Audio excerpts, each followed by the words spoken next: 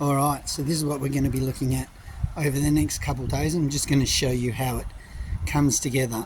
So at the moment, what's happened is the owner's looking to extend that concrete out to the wall because he wants to park his car through here. So what we've had to do was, this used to be a garden bed. That tree actually used to be right up here. So what we've done is we moved that tree back, and we've just had all the compaction done on this with the excavator. So this is all being compacted. We're getting an engineer just to certify it so that it's compacted to the right amount. You have to do that prior to doing a wall. It just means that the footing will hold the weight of the wall and everything will go well, and you won't end up with a roll in your footing or it dropping. So there's all the old sand. And so the next job is the brickies are going to come in. They're going to lay concrete slab through there, the footing, and then we're going to build a wall with piers across there, and we're probably going to lift that wall so that you've got a bit of a boundary wall. And then we're going to do a suspended slab that runs from this side to that side. So rather than filling it all in, we're actually doing a suspended slab, the same you would see in a two-story house. Okay, we're putting in a footing here. So as we look at this, initially when we started on this, it was all supposed to be set at this level. So we've got lines marked on the wall as to the levels we want. Now the reason we couldn't do that is because the block falls away. So what we've done is we're going to start up there, we're going to come down, we're going to do some step footings to bring it down into a lower one. And we've dropped that to a level where the wall is just a touch. We're going to do maybe another 3 or 4 brick courses, which will then bring it up to the same level. The brickies marked the top, so this is where he's going to come to, and the back. So the wall comes to here. Okay, and you can see he's even done a second mark up here for where the slab is going to come to. So he'll lay bricks to the bottom with columns, and then we will knock off 2 brick courses off there to allow for a suspended slab for the car to park on. So, and that mug in the background there, that's Jimmy. He's the guy who's going to be doing the footing.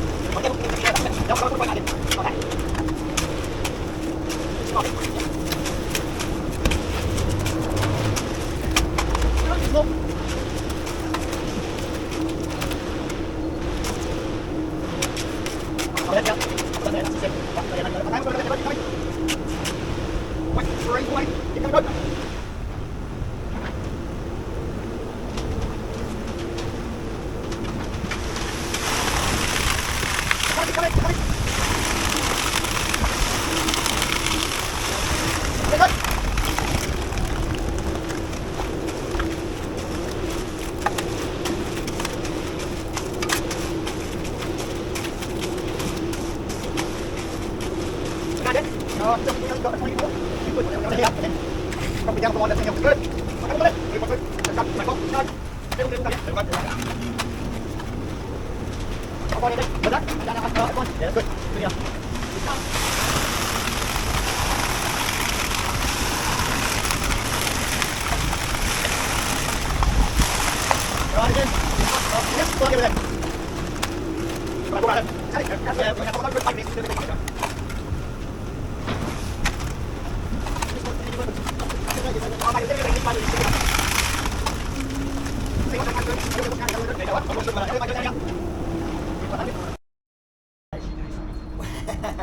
I want you to do though, is just hold them tight with your scraper so they don't collapse.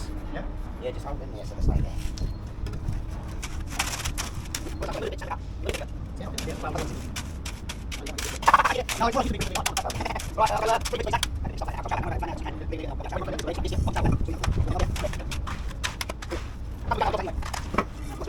Yeah, these bricks are...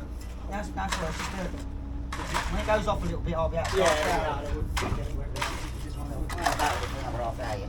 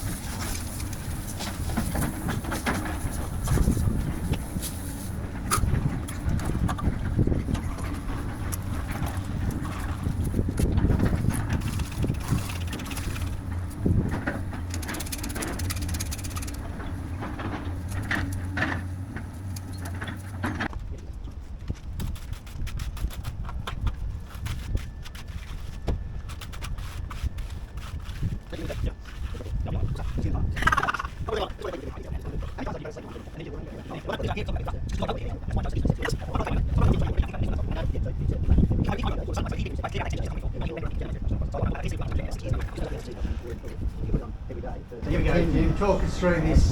Oh, basically, so these are steps, like Dennis said. The reason they're not square is because they're not large enough to make square. So on 1, 2 course, 3 course, we make sure there's 200-300 of concrete up on the angle, and then we angle it down. Because if we went square, we'd have to start shuttering. All becomes a bit more expensive. We just toe down this. No worries. This is how we do it. There you go. You might need a... Dad, Yeah. pretty sweet. What? Give me your phone. I know. Happy with that. Put it on there. Could have done with that last night. So and then we come here. You're still filming, Dennis? Yeah. So we're going to come here Saturday. We'll stand a profile that end and a profile that end, and we'll get the line down from top of wall, which Dennis's Bondex slab sits on. So any cuts will be on the bottom 3 courses, and then from there it's bonded out from that end, so we can joint it and Ross can paint it. So it's a finished product. So if you just built it rough, if you wanted to use a space, you have to think about render. So this is a cheap option.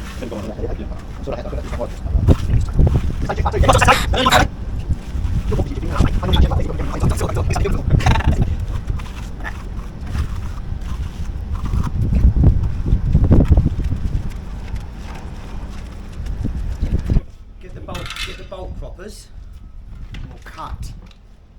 Where's the long one? Where's the long one? Cut a long one, boys. Where is it? Oh, here. Yeah, can you cut that? Can you cut 2 sections there, please? No. Finish. 2. Oh, one more of them, please. Right, talk to me, Jim. Why are you going with those? Basically, we should have put them in a little bit earlier, but they're still the same. So it sits 2 inches under the concrete. Yep. And it's 8mm trench mesh. So we've had 12mm rebar with trench mesh joined them together. And then I should have done it a little bit before I troweled off. but no bother, as long as it's where it should be, which is just about 2 inches to 60mm below the surface, and then we'll trail off again. So it's just basically, it's extra strength. But I mean, we'll be putting rods through the brickwork as well. So because you know we are going to have vehicles parking on here. Yeah, it's a Porsche 911 parking there, mate. Well, there you go. Then we don't want that falling down. So We don't want that on a strange angle. no, we do not. Look, I don't personally think the second layer does a lot itself. It's the 12mm rebar is the one that does the job. Yeah, at the bottom, because it'll be in compression. But That's what they asked for. yeah, I mean to be honest, they asked for 2 8mm, but they've got I've got 12mm and 8. So you tend to overbuild anyway. Well, I do just because. Yeah, well, just because that's what I've always done. I do, because for the extra $100 or $200 it takes to overbuild, Well, I think then so. you don't have to worry about it cracking or any of that stuff. No. And like I say, it's going to go.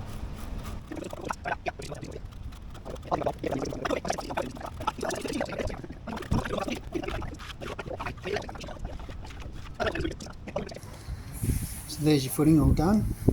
Just have to let him cure. I'm going to give him a good 2 days to cure. So it's Thursday today, we'll be back Saturday. And we're going to lay the bricks on top of that. We'll show you how that's done. So keep an eye out for part 2. If you enjoyed this, please like and subscribe. And I will see you on part 2.